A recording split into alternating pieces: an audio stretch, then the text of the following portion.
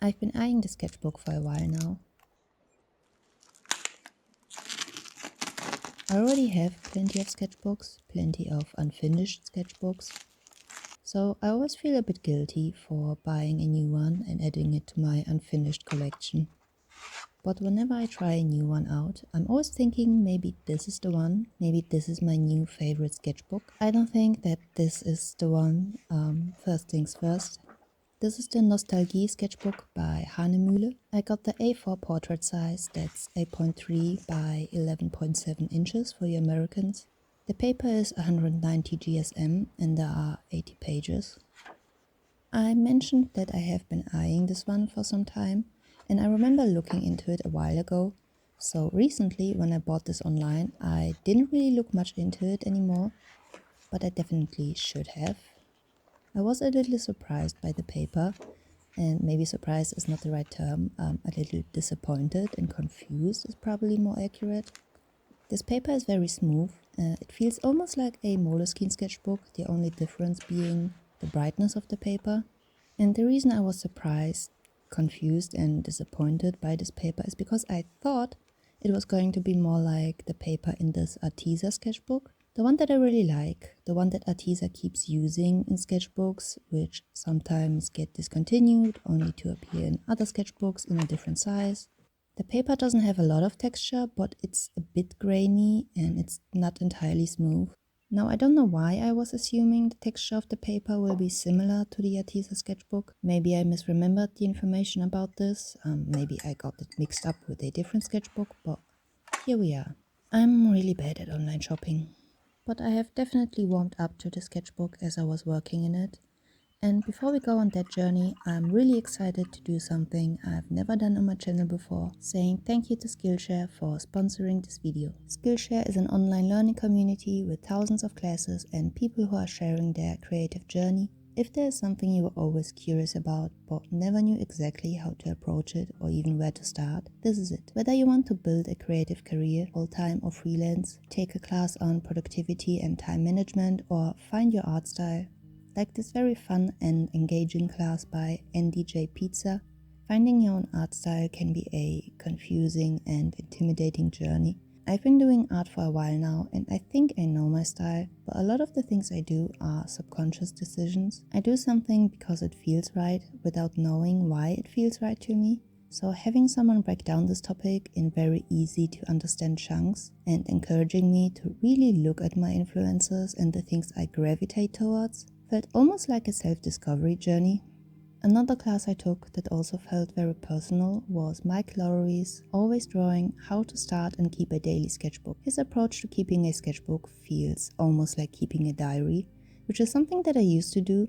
My sketchbooks used to be a lot more personal, with drawings of things that I experienced, little comics about funny situations from my day-to-day life. I don't even know why I stopped doing that, but it's been a lot of fun to rediscover a side to me I didn't even realize I was missing. And if you also want to unlock your creativity and learn something new, the first 500 people to use my link will get access to one of Skillshare's best offers, a 30 days free trial. And thank you again to Skillshare for supporting my channel and making me feel like a real YouTuber now.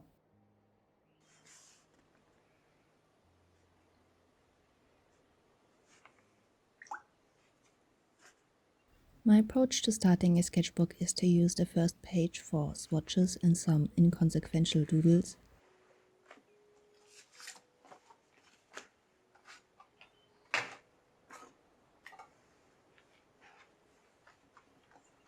There's really nothing exciting going to happen here. No masterpiece will be created, it's just a chill time to get to know the paper a little better. I guess in this case there was actually no need to get to know the paper. It feels pretty much like a Moleskine, same benefits, same downsides. But I think starting a sketchbook this way is really beneficial in a way, because I know that a lot of people struggle with the first page. It always feels like we're trying to set a tone, like this is going to be a sketchbook filled with only amazing drawings and beautiful sketches. And I think immediately that adds a lot of pressure and a lot of stress, even though sketchbooks are supposed to be fun. So doing something really inconsequential like swatching takes this pressure off.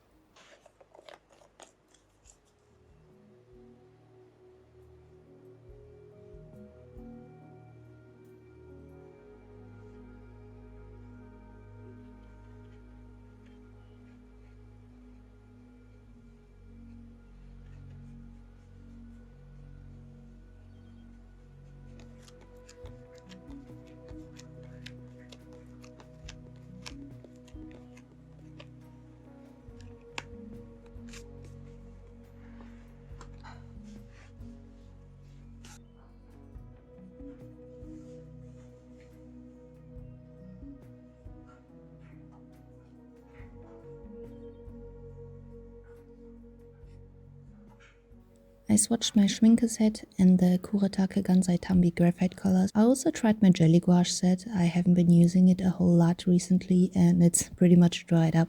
But with a bit of water they reactivate pretty easily. And I really enjoyed this little sketch. It's Concord from a garden story, a very cute game I played a while ago. And because I had so much fun using gouache, I decided to keep it going. I have a love-hate relationship with this paint. It's acrylic paint by Xenier. It always comes out super streaky no matter how much or how little water I add, but I really like this color and I use it as a quick background color for some gouache sketches.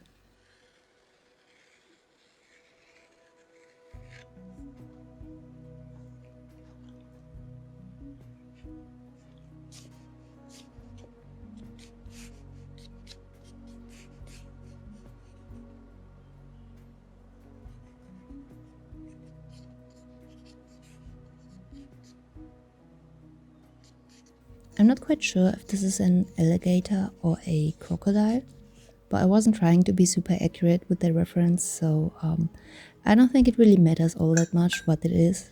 I used a flat brush to quickly lay down some color and the shape helped a lot with imitating scales.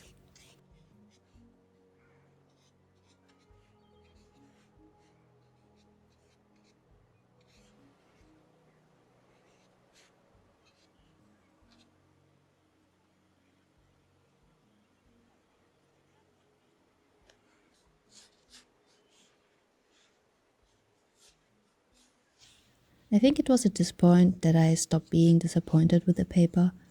While it wasn't necessarily what I was looking for, I was having fun, and really that's the only thing I'm looking for when I'm working my sketchbook.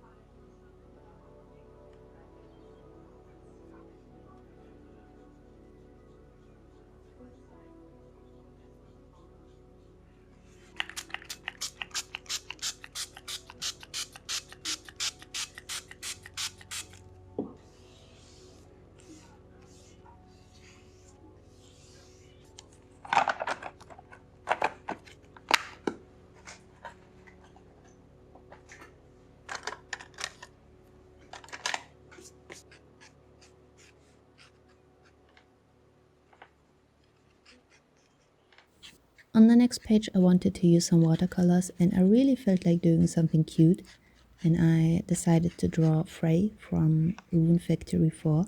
Okay, so let me geek out here for a moment. I was looking for a cozy game to play in the evening, something similar to Stardew Valley. And while I enjoy Stardew Valley a lot, sometimes it stresses me out because the day cycle is so short. I always end the day racing back to my home. And that's how I stumbled upon Rune Factory. I really fell in love with the game. It's pretty much JRPG Stardew Valley, kinda. I mean, I was looking for something similar and there are definitely similarities, but it's also very much its own thing. And now I'm always looking forward to wind down in the evening, fight or befriend some monsters and work my fields. It's been a while since I drew something in this style. It always feels super nostalgic to go full manga. And I think it's kinda always present in my style, just toned down a bit. But sometimes I still feel like I'm 12 and I'm imagining and drawing my own Sailor Scouts.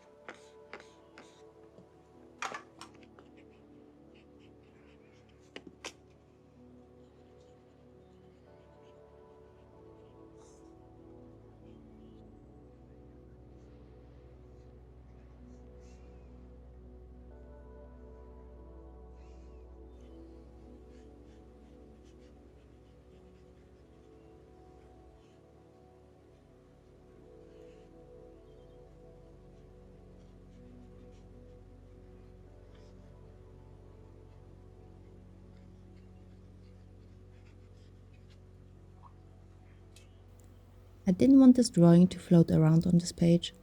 Sometimes a drawing or a sketch can feel a bit unfinished without a background, so the quickest and easiest solution is to slap some color on the page.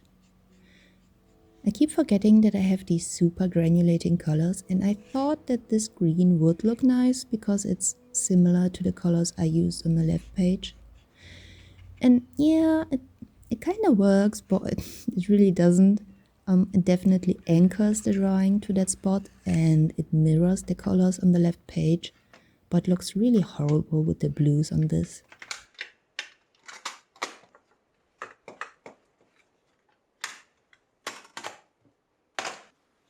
And once I was ready with Frey and her woolly, I decided there's still too much white space to the right and I wasn't ready to put down the gouache. So a quick portrait it is.